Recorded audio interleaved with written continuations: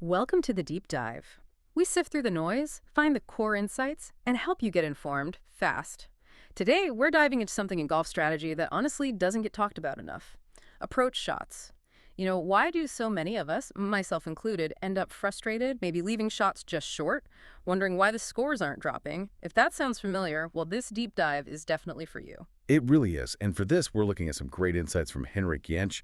He's the director over at Golf Academy 360 Degrees, powered by eCoach 300 Degrees. And what we're going to unpack is how understanding your shot, dispersion, like where your shots actually go, not just your perfect ones, and then using smarter aim points based on that, well, it can seriously change your game. We're not just talking swing tweaks here. This is about thinking differently on the course, hitting more greens, lower scores. It's strategy. Okay, let's get into it. Most golfers, right, we think we know our distances. Like my 7-iron goes 150 yards, period.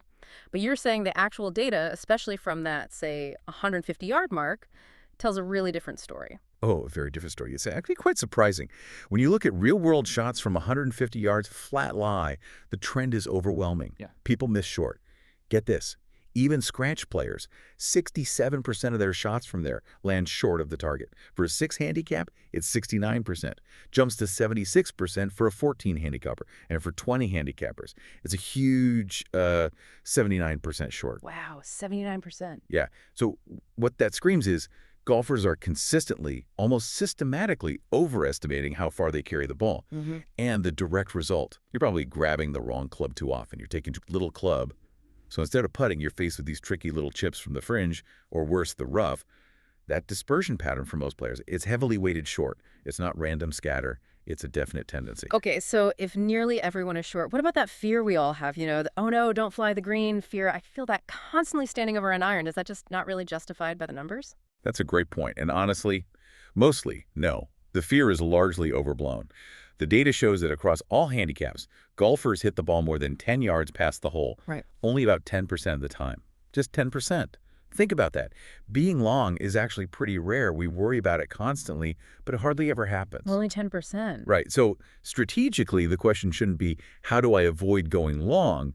It should be, okay, how do I stop leaving it short all the time and actually give myself a putt for birdie? That completely flips the script. So knowing we're almost always short, how does Henrik suggest we actually adjust our aim? Let's picture a typical green, maybe 30 yards deep, front pin, middle, back. How do we play those? Right. It changes your whole approach. Yeah. Let's take the front pin first. This is where people get into trouble. If you just aim at the laser distance, say 150 yards to a front pin, and you know you tend to miss short, well, your average shot isn't even reaching the green. You'll be short again. So you're chipping again. It's exactly the smarter play. Aim deeper, about 10 yards deeper. So 150 flag. You should be thinking 160 is your target number. That way, your typical shot lands somewhere on the front or middle of the green. Even your slight misses might catch the front edge. Suddenly, you're putting way more often. It feels weird aiming past the flag, but the data says it works. Okay, aim 10 yards past a front pin. Got it. What about a middle pin? That seems like the safest one. It is the most neutral location, yeah. But even here, don't just aim for the number. Let's say it's 150 to the middle. Given that tendency to come up short, add maybe 5, even 10 yards, aim for 155, 160. It just massively boosts your chances of actually getting the ball on the putting surface. And hey, if you flush one and go a little long, probably still on the back of the green or the fringe, you've avoided the big mistake, which is being short. Right, avoiding the short miss is key.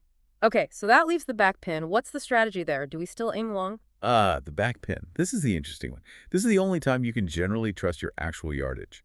If it's 150 to a back pin, aim for 150. Really? Why the change? Because remember that statistic. You hardly ever go long. So by aiming at the actual number for a back pin, most of your shots, your average, your slight misses, will land just short of the hole safely on the green.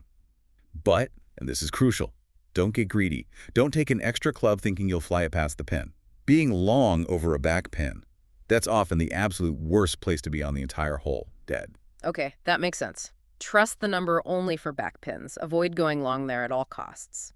So if we boil all this down, Henrik's core advice, the thing you can take to the course tomorrow, what is it? It's actually beautifully simple. 2 ways to think about it. Either always take one club more than your first instinct tells you for that distance, or adjust your target number. Aim 5 to 10 yards longer than the flagstick shows, unless it's a back pin. Then aim right at it. One more club, or aim 5-10 yards past it, except for back pins. That's basically it. And the results, they're pretty immediate. You'll see fewer shots ending up short, more balls on the actual green, which means, more looks at birdie, fewer times pulling out the wedge for a scramble.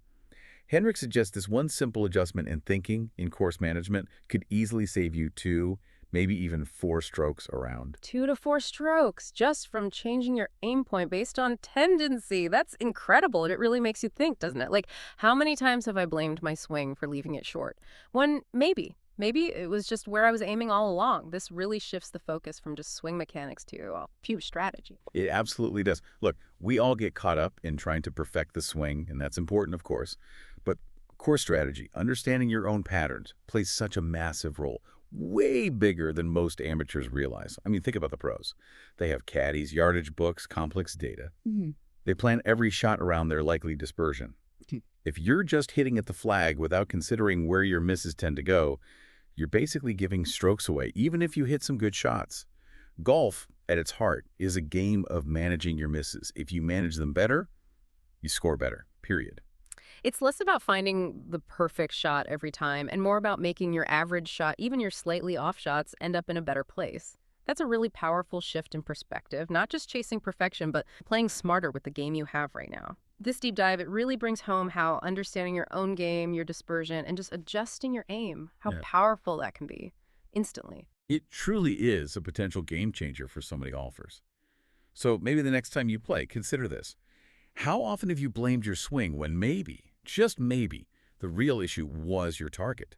How could rethinking where you aim, even before you pull the club, change your whole approach to the game? It's something to think about.